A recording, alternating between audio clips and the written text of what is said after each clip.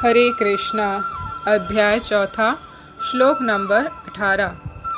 कर्माणि अकर्म यः पश्येत् अकर्मणि च कर्म यः स बुद्धिमान् मनुष्येषु स युक्तः कृत्स्ना कर्म कृत्। इसका अर्थ, जो मनुष्य कर्म में अकर्म और अकर्म में कर्म देखता है वह सभी मनुष्य में बुद्धिमान है और सब प्रकार के कर्मों में प्रवृत्त रहकर भी दिव्य स्थिति में रहता है।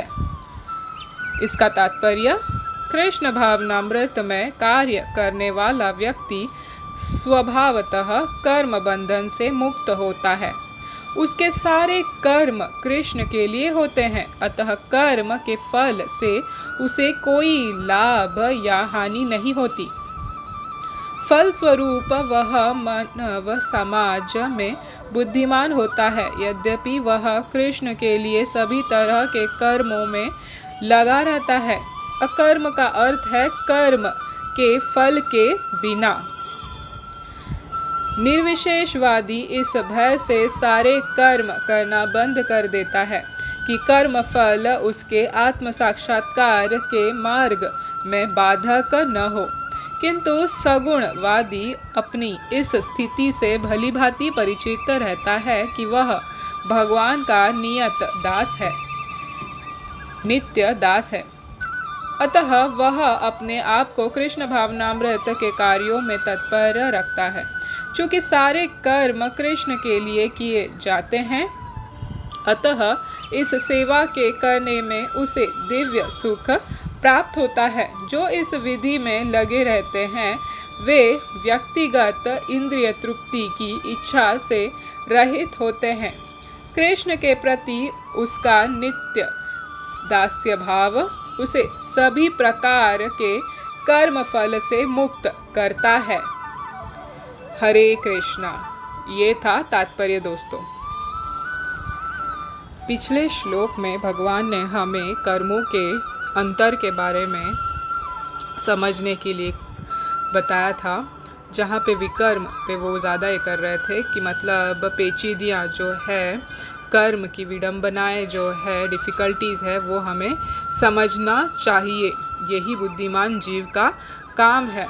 तो इस श्लोक में वापस भगवान कर्म और अकर्म के बीच में डिस्टिंक्शन, भेद हमें बता रहे हैं। तो ये क्या है? एक है मुक्त, जो हमारे कर्म फल से मुक्त होना, किससे? प्रॉपर कर्म करने से। और एक है जिससे हम बद्ध हो जाते हैं, हमें पापमय फल से हम बंध जाते हैं। किससे? इम्प्रॉपर रिनाउंसिएशन से, मतलब गलत तरीके से हमने जिसे त्याग दिया है। तो यहाँ पे बताया है भगवान ने कि बुद्धिमान जीव किसको कहते हैं और कौन दिव्य स्तर पर रहता है। जो इस अकर्म में कर्म देखता है और कर्म में अकर्म देखता है, वही बुद्धिमान है। वो सभी कार्य में रहते हुए भी उस स्तर पर रहता है। वो कैसे?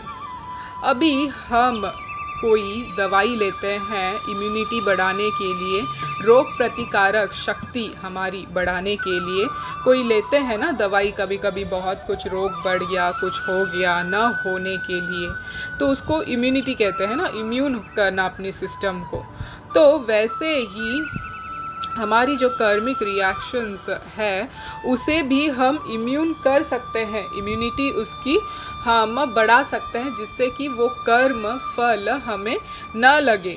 तो वो कैसे हो सकता है?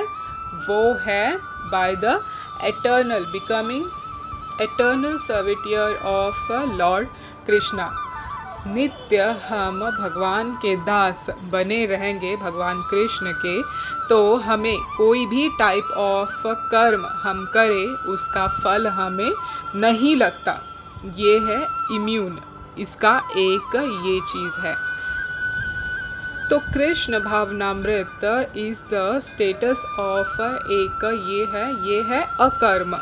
तो यहाँ पे जो भी कर्म हम भगवान कृष्ण के लिए करते हैं उसे अकर्म कहते हैं, कृष्ण भावनामृत कहते हैं। जो भगवान कृष्ण के सेवा में किया जाता है वो आप कोई भी काम ले सकते हो, सेवा या अर्चना पूजा, जो भी हमने पहले जो प्रोसेस सुने थे उनमें से कोई भी आप लीजिए, तो वो सब अकर्म में आते हैं, भगवान कृष्ण की तरफ किया हुआ सेवा। तो अभी ये एटीट्यूड कैसा होना चाहिए उसके तरफ, मन में कोई भौतिक भोग की इच्छा, सेंस ग्रेटिफिकेशन, इंद्रिय तृप्ति जिसे कहते हैं, वो नहीं होना चाहिए। नहीं तो ये हमारे भक्ति के मार्ग में, हमारे अकर्म में बाधा बन सकती है। और क्या करके, किस स्वरूप में? नित्य भगवान कृष्ण का दास बनकर। तो अभी आप बोलोगे इतना सब कुछ त्याग कर और ये पा कर हम असलियत में क्या पा रहे हैं, हमें क्या फ़ायदा हो रहा है? तो फ़ायदा नुकसान ये भौतिक बुद्धि में फंसा हुआ चीज़ है, इसमें तो कोई फ़ायदा नुकसान की बात नहीं है। तो भी समझाने के लिए भगवान हमें बता रहे हैं यहाँ पे कि फ़ायदा ही फ़ायदा है। क्या है फ़ायदा?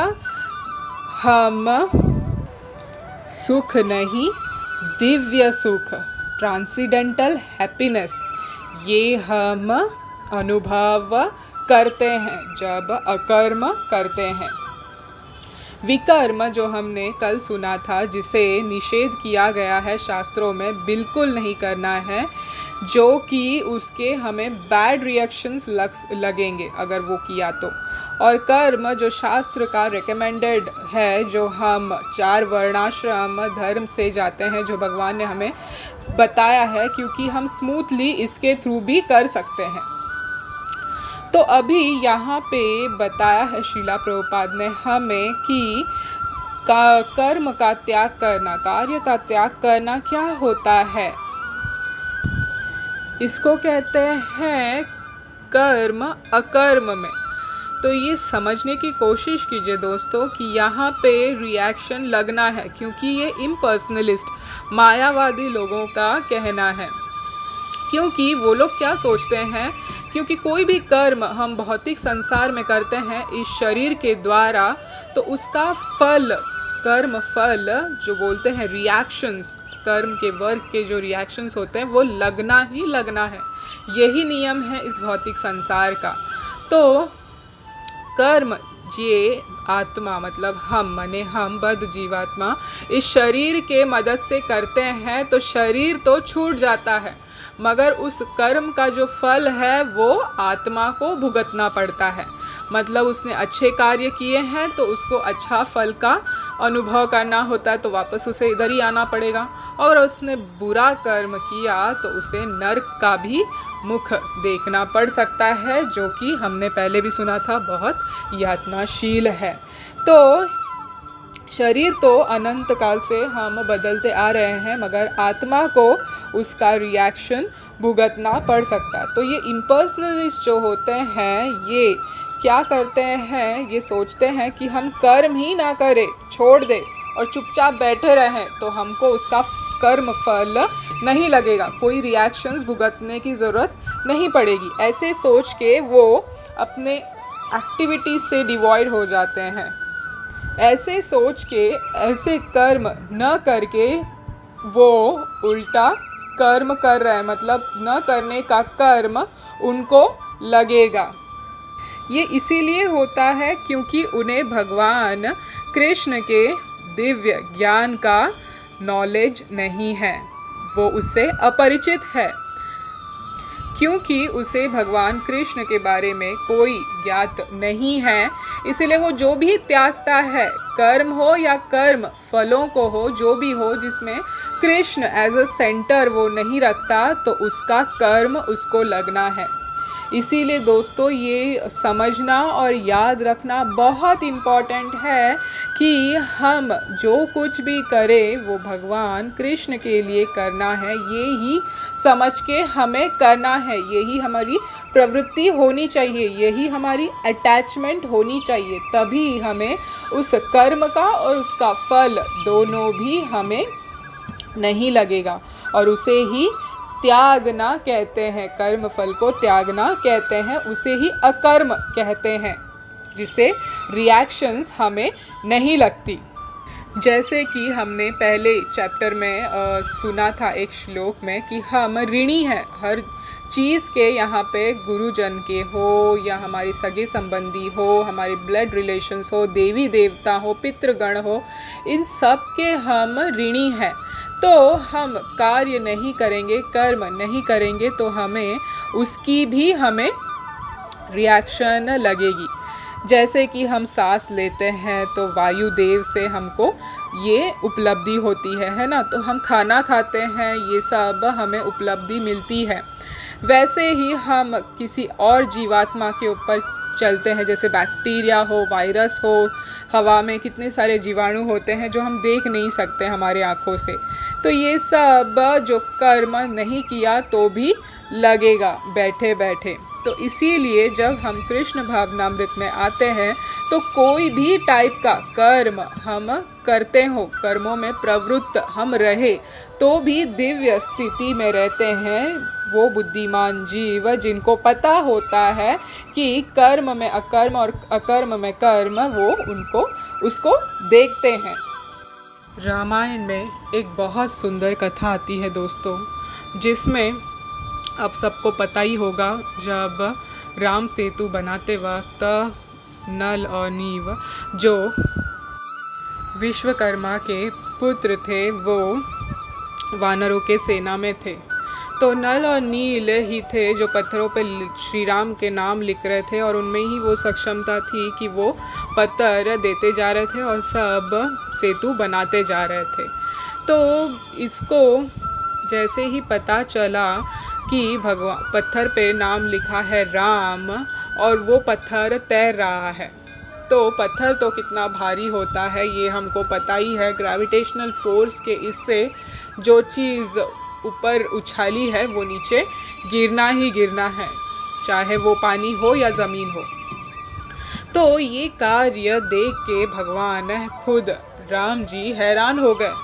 तो उन्होंने क्या किया, छुपके से रात को वो आए और एक पत्थर उठाया, सोचा कि अब पत्थर पे राम नाम लिखने से तैरता है तो क्यों ना मैं खुद ही इसे पानी में डाल दूँ तो ये तैरने लगेगा। तो उन्होंने बड़ा सा एक पत्थर उठाया और धड़ाम से पानी में डाल दिया।